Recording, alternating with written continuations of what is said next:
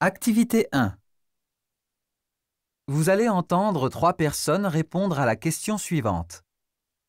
Êtes-vous pour ou contre l'interdiction des restaurants rapides aux enfants? Indiquez si la personne interrogée A est pour à 100%, B est moyennement pour, C est totalement contre,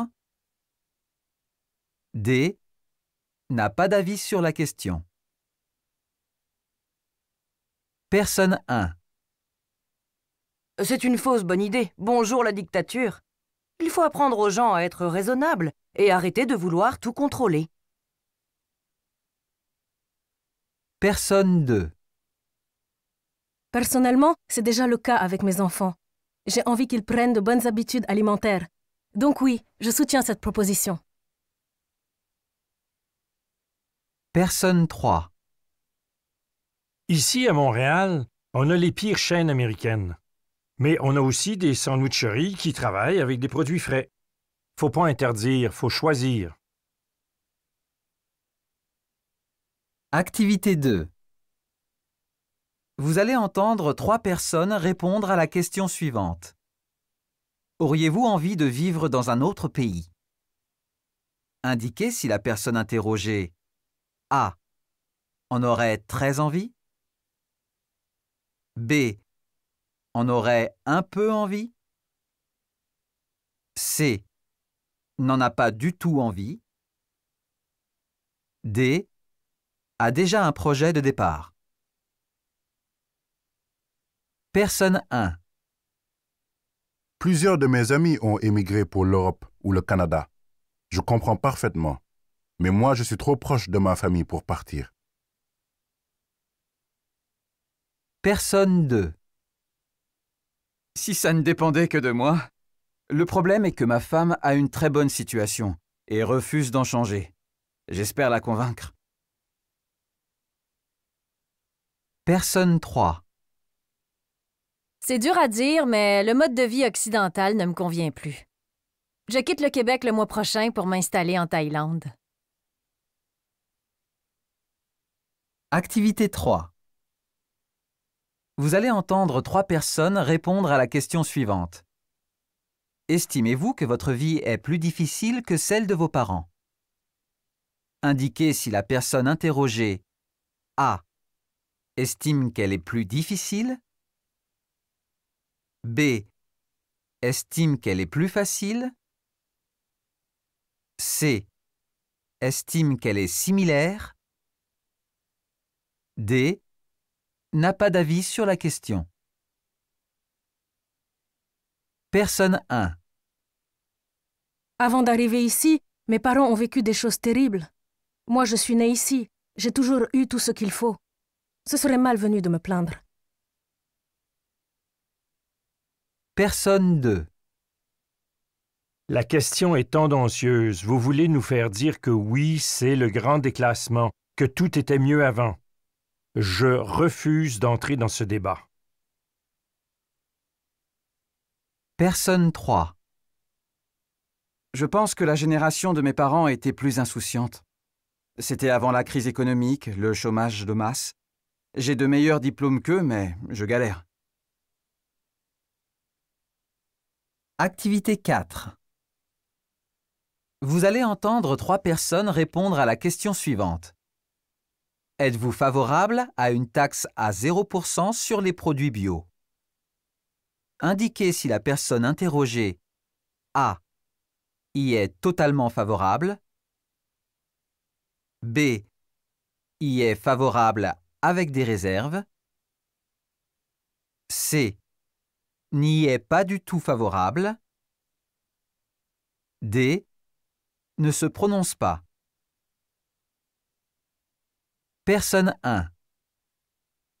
La question serait plutôt « Pourquoi avoir attendu aussi longtemps pour le faire ?» Quoi qu'il en soit, l'initiative est heureuse et devrait changer pas mal de choses. Personne 2. C'est pas que je suis contre, mais le bio, des fois, ça vient de très loin alors qu'on a une agriculture locale. Ce serait bien de la détaxer aussi. Personne 3. J'entendais hier soir une économiste dire que ça enrichirait surtout les distributeurs, pas du tout les producteurs. Honnêtement, on ne sait plus qui croire. Activité 5.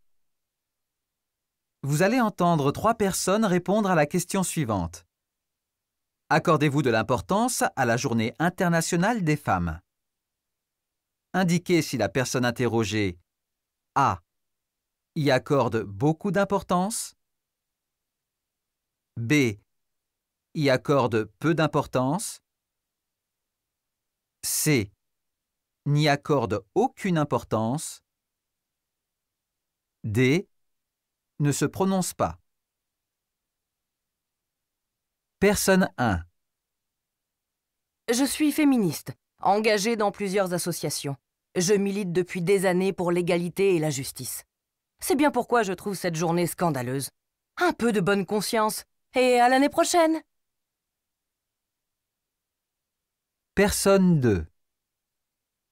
Quand j'étais plus jeune, je trouvais cette initiative formidable. On mettait tous les problèmes sur la table, on engageait des promesses et des fonds. Aujourd'hui, je ne sais plus trop si ça a encore du sens. Personne 3. J'ai grandi dans un milieu très militant. Je suis donc formaté. Je dirais que le combat des femmes reste d'actualité et tout ce que l'on dit et montre lors de cette journée le prouve, malheureusement. Activité 1. Aujourd'hui, dans Sport Business, c'est l'amateur de football qui s'adresse à vous.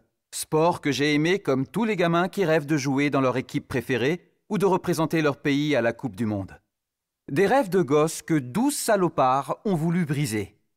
Les 12 ne sont pas les personnages fictifs du célèbre film de Robert Aldrich, mais les propriétaires des 12 clubs de foot les plus riches au monde qui, sous prétexte de difficultés économiques, ont voulu créer une compétition fermée qu'ils auront la certitude de disputer chaque année sans obligation de résultat. Ces 12 zigotos ont donc tout simplement décidé de supprimer les lois morales du sport, l'effort et le mérite. Mais face à un vent de contestation imprévu, il aura suffi de 48 heures pour que ce projet s'effondre comme un château de cartes. Activité 2. Ah, les vacances estivales. C'est la période de l'année la plus appréciée, mais aussi tristement la plus meurtrière.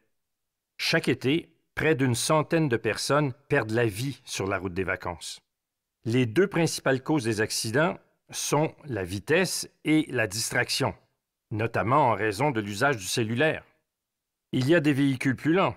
Il y a des gens avec des véhicules récréatifs, des roulottes et des bateaux.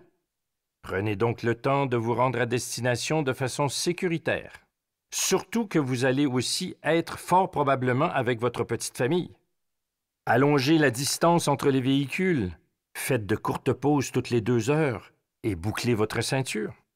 Sans quoi, on risque de se trouver avec un bilan comparable à celui de l'année 2020, la pire de notre histoire.